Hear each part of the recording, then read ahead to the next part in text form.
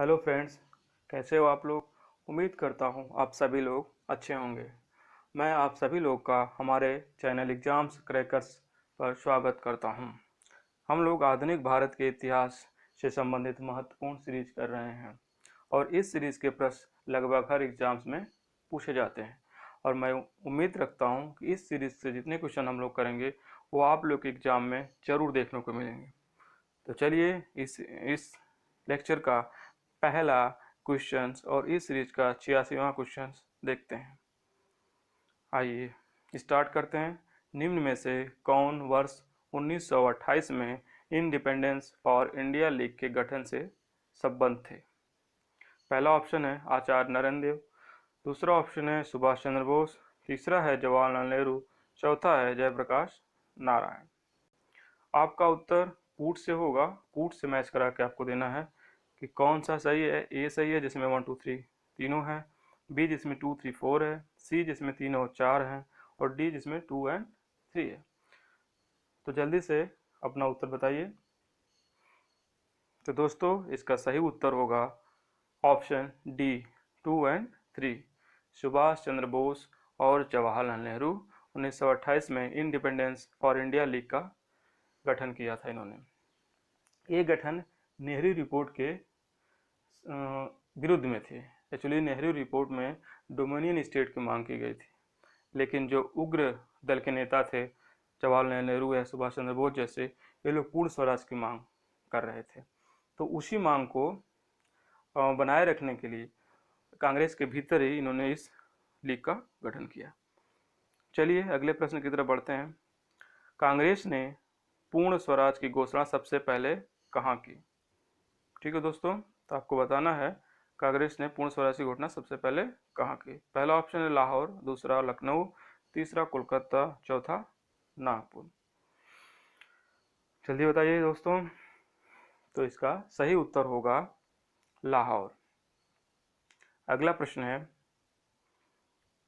कांग्रेस के वर्ष 1929 के लाहौर अधिवेशन में कांग्रेस का लक्ष्य पूर्ण स्वराज किसके द्वारा घोषित किया गया था। ठीक है दोस्तों, बताना है कि 1929 में लाहौर अधिवेशन बहुत ही महत्वपूर्ण अधिवेशन है।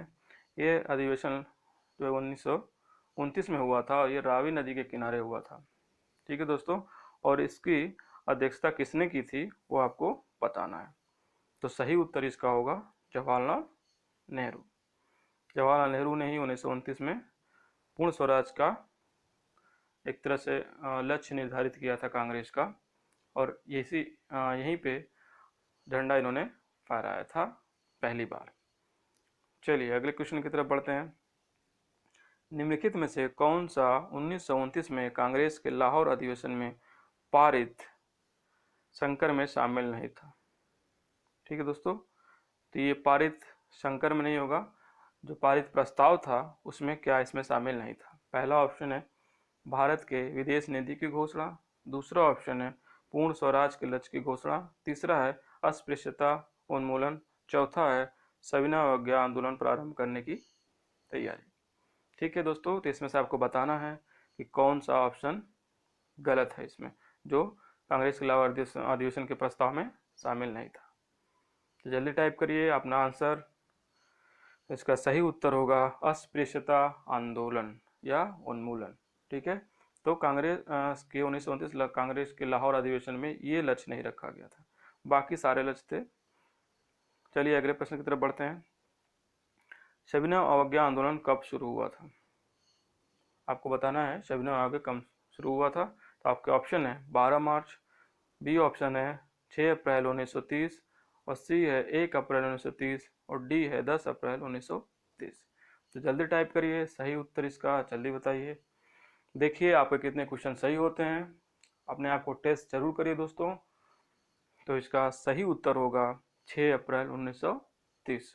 सविनय अवज्ञा आंदोलन 6 अप्रैल 1930 को दांडी से शुरू हुआ था। चलिए अगला प्रश्न देखते हैं। गांधी जी ने दांडी यात्रा प्रारंभ की थी। गांधी जी ने अपनी फेमस दांडी यात्रा कहाँ से शुरू की थी। तो पहला ऑप्शन है अहमदाबाद से, दूसरा ऑप्शन है दांडी से, तीसरा ऑप्शन है चंपारण से, चौथा ऑप्शन है साबरमती से। तो इसका सही उत्तर जल्दी टाइप करिए दोस्तों। इसका सही उत्तर है साबरमती से। गांधी जी ने साबरमती से 12 मार्च 1930 को दांडी यात्रा शुरू की थी, जो 24 दिनों बाद ये लोग दांडी ग्राम में पहुंचे 6 अप्रैल 1930 को। 24 दिन इनको लगा और इनके साथ 78 अनुयायी थे। वहीं पे गांधी जी ने 6 अप्रैल को नमक कानून तोड़ा और वहीं से सविनय अवज्ञा आंदोलन का शुरुआत किया गया था। चलिए अगला प्रश्न देखते हैं। गांधी जी की दांडी मार्च के संदर्भ में निम्नलिखित में से कौन सा कथन असत्य है? आपको बताना है इनमें से एक कथन जो है कि दांडी मार्च से संबंधित नहीं है। पहला ऑप्शन है, यह साबरमती आश्रम से दांडी मार्च तक का मार्च था।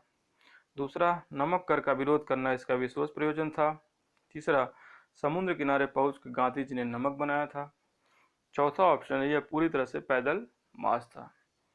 तो जल्दी दोस्तों सही उत्तर टाइप करिए कमेंट्स बॉक्स में।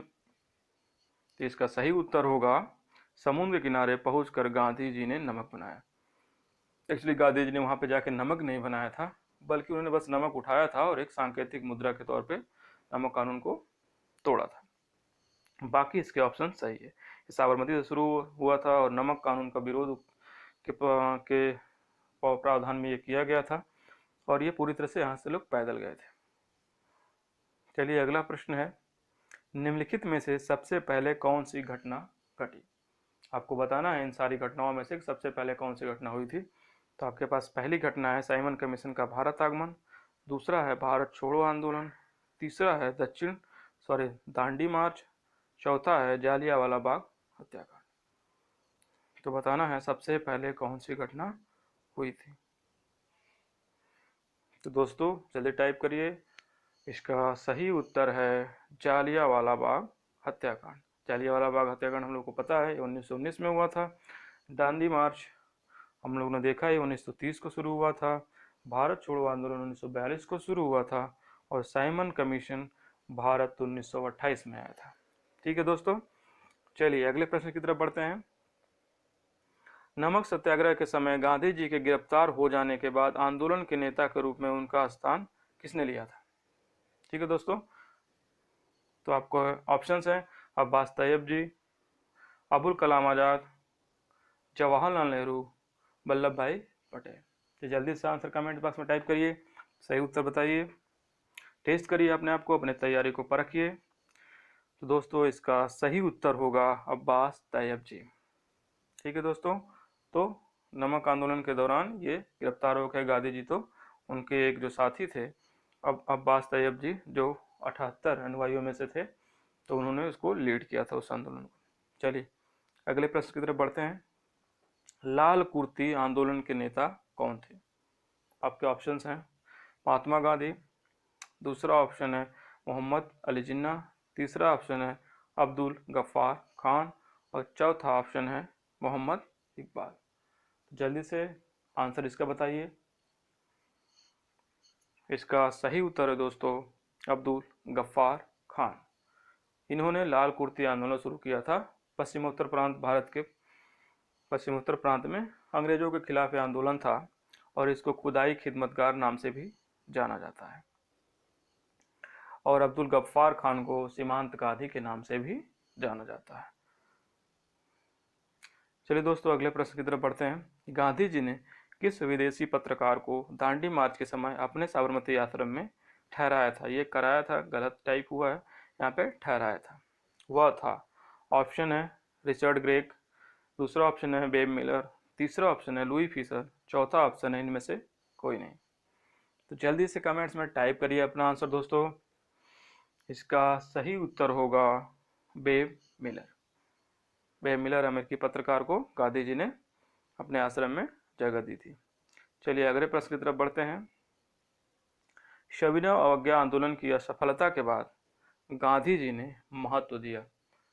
ठीक है दोस्तों, सविनय अवज्ञा अपने पूर्ण स्वराज के लक्ष्य को प्राप्त नहीं कर सका तो गांधी जी निराश हुए और उनका ध्यान समाज के दूसरे तरफ गया। तो उनका वो ध्यान क्या था? अंग्रेजों से समझौते पर था, पहला ऑप्शन था। दूसरा ऑप्शन हिंसा, ये हिंसा गलत टाइप हुआ है एक्चुअली, ज़्यादा कुछ टाइपिंग मिस्टेक हो गई है। हिंसा के सीमित उपयोग को, और सी ऑप्शन है रचनात्मक कार्यों को, और डी भजन को। ठीक है दोस्तों, तो अपना सही उत्तर जल्दी से टाइप करिए। इसका सही उत्तर है रचनात्मक कार्यों को। चलिए अगला प्रश्न देखते हैं। गांधी जी ने सविनय अवज्ञा आंदोलन के बाद किस पत्रिका का संपादन किया? ऑप्शंस आपके हैं हिंद स्वराज, दूसरा ऑप्शन है हरिजन, तीसरा ऑप्शन है गीतांजलि, चौथा ऑप्शन है केसरी। गांधी जी सविनय अवज्ञा के जस्ट बाद किस पत्रिका का संपादन किए थे? आपको ये बताना। गांधी जी ने कई सारी पत्रिकाओं का संपादन किया है, लेकिन आपको बताना है कि सविनय अवज्ञा के जस्ट बाद गांधी जी ने किस पत्रिका का संपादन किया था। तो सही उत्तर आपका होगा, जल्दी से बताइए, हरिजन। ठीक है दोस्तों, हरिजन पत्रिका के उन्होंने संपादन किया था। इस सविनय अवज्ञा के बाद इनका ध्यान समाज के कमजोर तबके की तरफ गया और उस पर ध्यान दिया गांधी जी ने और उस पर बहुत काम किए।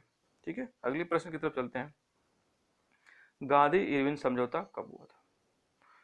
आपको बताना है गांधी और इरविन के बीच समझौता कब हुआ था। तो ऑप्शन है ए 5 मार्च 1931, ऑप्शन बी 5 मार्च 1932, ऑप्शन सी 10 मार्च 1931, ऑप्शन डी 10 मार्च 1930। ठीक है दोस्तों, जल्दी से टाइप करिए आंसर इसका। इसका सही उत्तर होगा 5 मार्च 1931। आइए अगले क्वेश्चन की तरफ बढ़ते हैं और आज का आखिरी क्वेश्चन। और इस तरह से हम लोगों ने इस सीरीज में 100 क्वेश्चन पूरी कर लिए हैं और मैं आप लोगों को कम से कम 100 से ज़्यादा क्वेश्चंस और कराऊंगा, जिससे आपका ये पोर्शन बहुत ही अच्छे से कंप्लीट हो जाए और लगभग सारे महत्वपूर्ण क्वेश्चंस आपके मुट्ठी में हो। तो चलिए आज का आखिरी क्वेश्चन देखते हैं। निम्नलिखित व्यक्तियों में से किसने इरविन तथा गांधी को दो महात्मा कहा था? इरविन और गांधी का जो समझौता हुआ था उसके आधार पर इनमें से किसने कहा था कि ये दो महात्मा हैं? ऑप्शन है सरोजिनी नायडू, दूसरा ऑप्शन है जवाहरलाल नेहरू, तीसरा है मीरा बहन, चौथा है सुभाष चंद्र बोस। जल्दी अपना उत्तर टाइप करिए, जल्दी बताइए दोस्तों। इसका सही उत्तर होगा सरोजिनी नायडू। ओके दोस्तों, आपका वीडियो कैसा लगा, आपको ये सीरीज कैसी लग रही है, कमेंट्स करके ज़रूर बताएं और प्लीज़ हमारे चैनल को सब्सक्राइब करिए, लाइक करिए, शेयर करिए और कमेंट्स भी ज़रूर करिए। चलिए जो चलते चलते आपको कल पर्यावरण दिवस था, उसका थीम मैं आप लोगों को बता देता हूँ। उसका थीम था टाइम फॉर नेचर, प्रकृति के लिए समय। ठीक है दोस्तों, तो थैंक यू।